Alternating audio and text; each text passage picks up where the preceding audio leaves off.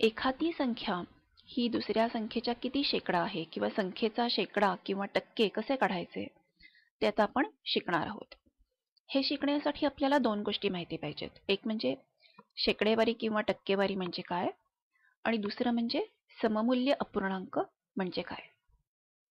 शेकडा म्हणजे काय, पटकन आपण उजळणी करूया. शेकडा म्हणजे 100 पैकी 100 भागांपैकी जेव्हा आपण काही घेतो त्यावेळेला आपण त्याला शेकडा किंवा टक्केवारी असं म्हणतो.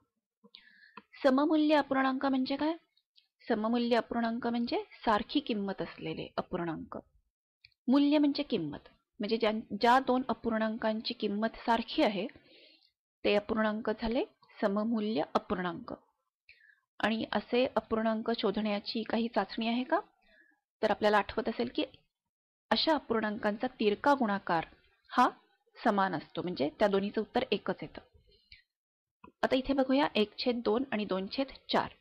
तिरका गुणाकार म्हणजे काय, एकाचा अंश आणि दुसऱ्याचा छेद. मग 1/4 आणि 2/4, 4 बरोबर 4 उत्तर जुळलेलं आहे, म्हणजे हा अपूर्णांक सममूल्य अपूर्णांक आहे. अजून एक उदाहरण बघूया, 4/10 आणि 2/5. आता इथे पुन्हा 4×5 20 आणि 10×2 20.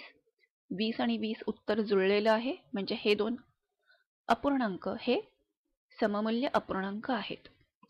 बरोबर आहे. आता आपण संख्येचा शेकडा कसा काढायचा त्याची उदाहरणं बघूया. पहिलं उदाहरण आहे, 24 ही संख्या 40च्या शेकडा किती आहे किंवा किती टक्के आहे. म्हणजे 24 ही संख्या 40च्या म्हणजे 40 पैकी जर मी 24 घेतले तर किती टक्के घेतले. म्हणजे समजा मला एखाद्या परीक्षेमध्ये 40 पैकी 24 गुण मिळाले तर किती टक्के गुण मिळाले. आता किती टक्के म्हणजे 100 पैकी किती, म्हणजे 40 पैकी 24 असतील तर टक्के म्हणजे 100 पैकी किती. अपूर्णांकांच्या भाषेमध्ये मी कसं लिहिणार, 24/40 बरोबर किती छेद 100. मग आपण काय करूया, तिरका गुणाकार करूया. 24 गुणिले 100 बरोबर येणार आहे किती गुणिले 40. किती म्हणजे मी प्रश्नचिन्ह लिहिलेलं आहे. आता हे सूत्र आहे, सूत्र सोडवायचं म्हणजे दोन्हीकडे आपल्याला एकच क्रिया करायला लागते. मग आता दोन्ही बाजूंना आपण 40नी भागायचं आहे, म्हणजेच मग आपल्याला उत्तर मिळेल 24 गुणिले 100 भागिले 40. आता आपल्याला ही आकडेमोड करायची आहे. 100 आणि 40 दोन्हीकडचा शून्य गेलेला आहे, म्हणजे 10 आणि 4 उरलेले आहेत. आता आपल्याला माहिती आहे की 4 × 1 4 आणि 4 × 6 24. म्हणजे आता आपलं उत्तर येणार आहे 6 गुणिले 10 बरोबर 60.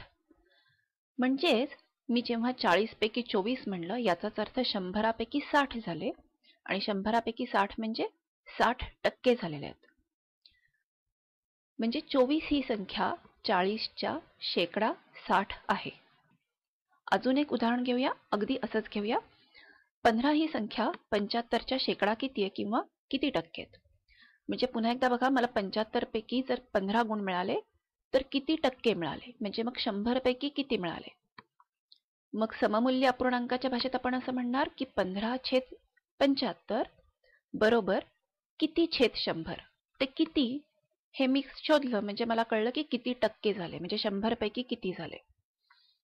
आता पुन्हा एकदा तिरका गुणाकार करायचा आहे. 15 गुणिले 100 बरोबर किती गुणिले 75. दोन्ही बाजूंना जर 75नी भागलं तर माझं काय होईल, तर माझं होईल की प्रश्नचिन्ह जे आहे त्याचं उत्तर येणार आहे 15 गुणिले 100 भागिले 75.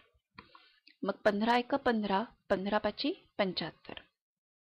आता 100ला 5नी भाग जातोय, 5 × 5 आणि 20×5 100, म्हणजेच उत्तर आलेलं आहे 20. म्हणजे 75 पैकी 15 याचाच अर्थ 20%. म्हणजे 15 ही संख्या 75च्या शेकडा किती आहे, शेकडा 20 आहे किंवा 20% आहे. आता थोडीशी वेगळी उदाहरणं आपण बघणार आहोत. आता इथं असं आहे की 50चा शेकडा 30 किंवा 50चे 30% म्हणजे किती. म्हणजे आता आपल्याला इथे काय कळलेलं आहे की समजा मी असं म्हणाले की मला परीक्षेमध्ये 30% गुण मिळाले आणि माझी परीक्षा ही 50 गुणांची होती, म्हणजे मला गुण किती मिळाले. कळलं? म्हणजे 30% मिळालेत, म्हणजे 100 पैकी 30 मिळाले, तर 50 पैकी किती? अपूर्णांकांच्या भाषेमध्ये लिहूया. 100 पैकी 30 म्हणजे 30/100 बरोबर 50 पैकी किती म्हणजे किती छेद 50. पुन्हा एकदा तिरका गुणाकार करायचा आहे. 30 गुणिले 50 बरोबर किती गुणिले 100. म्हणजेच माझं उत्तर जे असणार आहे ते असणार आहे की 30 गुणिले 50 भागिले 100. आता वरची दोन्ही शून्य उडालेली आहेत आणि खालचे दोन्ही शून्य उडालेली आहेत. म्हणजे 3 गुणिले 5 बरोबर उत्तर आलेलं आहे 15. याचाच अर्थ 50 ते 30% झाले 15. म्हणजेच 100 पैकी जे 30 आहेत ते 50 पैकी 15 आहेत. म्हणजेच 50 ते 30% हे 15 झालेले आहेत. अजून एक उदाहरण बघूया, अगदी आधीच्या उदाहरणासारखं. 300 चा शेकडा 70 किंवा 300 चे 70% म्हणजे किती? आता पुन्हा बघा, 70% आहेत म्हणजे 100 पैकी 70 आहेत. तर 300 पैकी किती? अपूर्णांकांच्या भाषेमध्ये काय होईल? 70/100 बरोबर किती छेद 300. सममूल्य अपूर्णांक आहेत. तिरका गुणाकार करूया. 70 गुणिले 300 बरोबर किती गुणिले 100. मग या कितीचं उत्तर येणार आहे 70 गुणिले 300 भागिले 100. मग आता 100 त्रिक 300, त्यामुळे खाली 1 आणि वरती 3 आलेले आहेत. मग 70 गुणिले 3 7 त्रिक 21 म्हणजे 70 गुणिले 3 झालेले आहेत 210. म्हणजेच 300 चे 70% बरोबर 210. याचा अर्थ मला जर 70% गुण मिळाले आणि माझी परीक्षा जर 300 गुणांची असेल तर याचा अर्थ मला गुण मिळालेले आहेत 210. 300 पैकी 210 म्हणजेच 100 पैकी 70 म्हणजेच 70%. आता ह्याच्या पुढची उदाहरणं ही अजून थोडीशी वेगळी आहेत. 8 ही संख्या कोणत्या संख्येच्या 40% आहे? आपण प्रश्न नीट बघूया. आता हा प्रश्न मला वेगळ्या भाषेत कसा म्हणता येईल की एका संख्येचे 40% म्हणजे 8. कुठल्या तरी एका संख्येचे मी जेव्हा 40% घेते तेव्हा त्याचं उत्तर येतं 8. तर ती संख्या कोणती? आता आपल्याला माहिती आहे 40%. 40% म्हणजे काय? म्हणजे 100 पैकी 40. आता 100 पैकी 40 आहेत ते कुठल्या संख्येपैकी 8 आहेत? किती पैकी 8 आहेत? अपूर्णांकाच्या भाषेत लिहूया. 40/100 म्हणजे झाले 100 पैकी 40 बरोबर 8 छेद किती? किती पैकी 8? तिरका गुणाकार करायचा आहे. 8 गुणिले 100 बरोबर किती गुणिले 40. मग आता ती संख्या काय असणार आहे? 8 गुणिले 100 भागिले 40. 8 एका 8, 8 पंचे 40. 100 ला 5 ने भाग जातोय.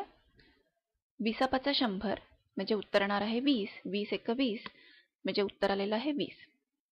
याचा अर्थ 20 चे 40% बरोबर 8. म्हणजे काय? 40% 100 पैकी 40 म्हणजेच 20 पैकी 8. म्हणजे मला जर 40% पडले असतील गुण तर आणि माझी जर 20 गुणांची परीक्षा असेल तर याचा अर्थ मला 8 गुण पडलेले आहेत. 40% म्हणजेच 20 पैकी 8. अजून एक अगदी असंच उदाहरण बघूया. 27 ही संख्या कोणत्या संख्येच्या 18% आहे? म्हणजे वेगळ्या भाषेत मला काय म्हणता येईल की एका संख्येचे 18% म्हणजे 27. तर ती संख्या कोणती? 18% म्हणजे काय? म्हणजे 100 पैकी 18 आहेत. 100 पैकी 18 हे एखाद्या संख्येचे 27 आहेत. म्हणजे किती पैकी 27? अपूर्णांकाच्या भाषेमध्ये होईल 18/100 बरोबर 27 छेद किती? किती पैकी 27. तिरका गुणाकार करायचा आहे. 27 गुणिले 100 बरोबर किती गुणिले 18. मग आता किती म्हणजे ती संख्या जर आपल्याला काढायची असेल तर काय होईल? 27 गुणिले 100 भागिले 18. 9 दुने 18 आणि 9 त्रिक 27. मग आता येणार आहेत 3 गुणिले 100 भागिले 2. 100ला 2 नी भाग जातोय. 50 दुने 100 म्हणजे आता आपलं उत्तर येणार आहे 50 गुणिले 3 बरोबर 150. याचा अर्थ 150 चे 18% म्हणजे 27. म्हणजे काय? 150 चे 27. 150 पैकी 27 याचा अर्थ 18% आहेत. 150 पैकी 27 म्हणजेच 100 पैकी 18. तुमच्या लक्षात आलं असेल की कुठलंही उदाहरण असेल जिथे एखाद्या संख्येचा शेकडा काढायचा आहे किंवा एखाद्या संख्येचा शेकडा दिलेला आहे आणि ती संख्या काढायची आहे, असं कुठल्याही प्रकारचं उदाहरण असेल तर आपल्याला दोनच गोष्टी वापरायला लागतात. एक म्हणजे सममूल्य अपूर्णांक, त्यांचा तिरका गुणाकार, आणि दुसरं म्हणजे शेकडेवारी म्हणजे काय हे आपल्याला माहिती असायला लागतं.